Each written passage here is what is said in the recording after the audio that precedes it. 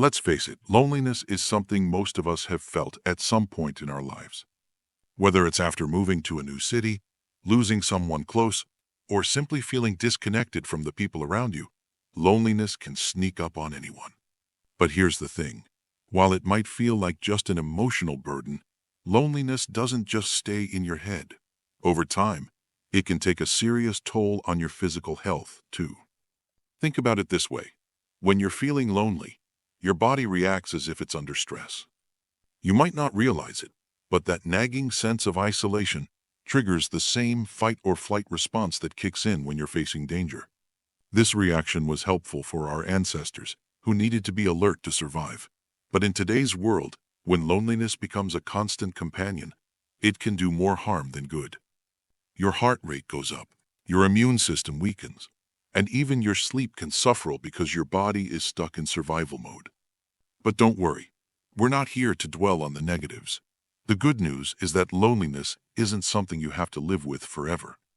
There are simple, practical steps you can take to reconnect with others and improve your emotional well-being.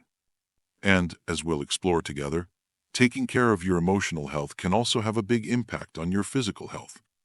By addressing loneliness head-on, you're not just boosting your mood, you're giving your body a chance to heal and thrive. In this guide, we'll break down everything you need to know about loneliness, what causes it, how it affects your mind and body, and most importantly, what you can do to overcome it. We'll share real-life examples, easy-to-follow tips, and strategies that have worked for countless people just like you. So grab a cup of coffee or tea, settle in, and let's dive into this important topic together. By the end, you'll have a clear roadmap for tackling loneliness and improving both your emotional and physical health. Chapter 1. What is loneliness really? Before we can talk about how to deal with loneliness, it's important to understand what it really is and what it isn't. Loneliness isn't just about being alone. Plenty of people spend time by themselves and feel perfectly content. On the flip side, you can be surrounded by friends and family and still feel deeply lonely. So what gives? Loneliness is less about the number of people in your life and more about the quality of those connections. It's that hollow feeling you get when you realize you're missing meaningful relationships, the kind where you feel truly seen, heard, and valued. When those connections are missing, it's natural to feel like something's off. For many people, loneliness creeps in during big life changes. Maybe you've retired and suddenly find yourself without the daily camaraderie of coworkers. Or perhaps you've moved to a new town to be closer to family, only to realize you don't know anyone outside your immediate household. Even smaller shifts, like kids growing up and leaving home, can leave you feeling like you've lost a part of your identity and your social circle. The tricky thing about loneliness is that it's not always obvious. Some people wear a smile and keep busy, masking their feelings even from themselves. Others might withdraw completely, convinced that no one would understand what they're going through. Either way, loneliness tends to feed on itself. The longer you feel disconnected, the harder it becomes to reach out and the cycle continues. But here's the silver lining. Loneliness isn't permanent. Once you recognize it for what it is, a gap in meaningful connection, you can start taking steps to bridge that gap. And as we'll see in the next chapter, doing so isn't just good for your emotional health. It can also make a world of difference for your body. Chapter 2. The physical toll of loneliness, what's really happening inside you.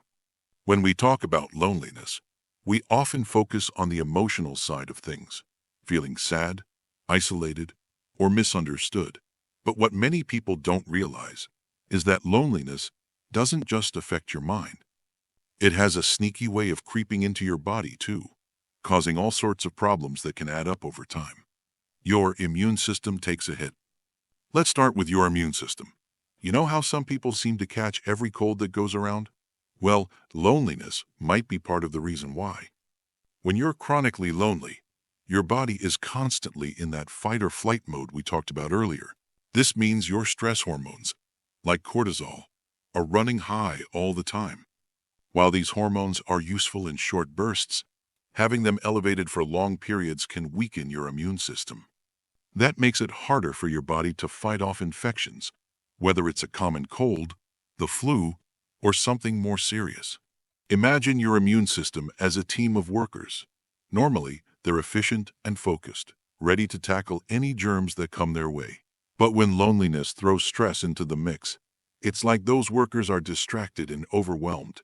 They can't do their jobs as well, which leaves you more vulnerable to getting sick. Sleep gets messed up. Another area where loneliness shows up is in your sleep. Have you ever noticed how hard it is to fall asleep or stay asleep when you're feeling down? That's not just in your head. Loneliness can disrupt your sleep patterns, making it harder to get the restorative rest your body needs. Here's why. When you're feeling isolated, your brain stays on high alert, scanning for potential threats even when there aren't any. This hypervigilance can make it tough to relax enough to drift off. And even if you do manage to fall asleep, you might wake up frequently during the night, leaving you feeling groggy and unrested in the morning. Over time, poor sleep adds up. It can leave you feeling irritable, foggy, and low on energy. But the effects go deeper than that. Chronic sleep deprivation has been linked to a host of health issues, including heart disease, diabetes, and even memory problems. So if loneliness is messing with your sleep, it's not just affecting your mood, it's putting your whole body at risk. Your heart feels the strain. Now let's talk about your heart. Did you know that loneliness can actually increase your risk of heart disease? It sounds surprising, but research shows that people who feel socially isolated are more likely to develop high blood pressure, inflammation, and other conditions that put extra strain on the heart. Think about it this way. When you're lonely, your body is under constant stress. That stress increases inflammation, which is like a slow-burning fire inside your body. Over time, that inflammation can damage your blood vessels and lead to serious heart problems. It's not something you'd notice right away, but the effects build up over months and years. And it's not just your physical heart that suffers, your emotional heart takes a hit too. Feeling disconnected can lead to feelings of sadness, anxiety, and even depression. These emotions can create a vicious cycle, making it even harder to reach out and form the connections you need to feel better. Your brain changes, too. Finally, let's talk about your brain. Loneliness doesn't just make you feel bad, it can actually change the way your brain works. Studies show that chronic loneliness is linked to cognitive decline, including memory problems and difficulty focusing. Over time, this can increase your risk of developing conditions like dementia. Why does this happen? Well, when you're lonely, your brain spends a lot of energy worrying about your lack of connection. This leaves less energy for tasks like learning, problem solving, and remembering things. Plus, loneliness can lead to unhealthy habits, like skipping meals or not exercising, which can further impact your brain health. Chapter 3.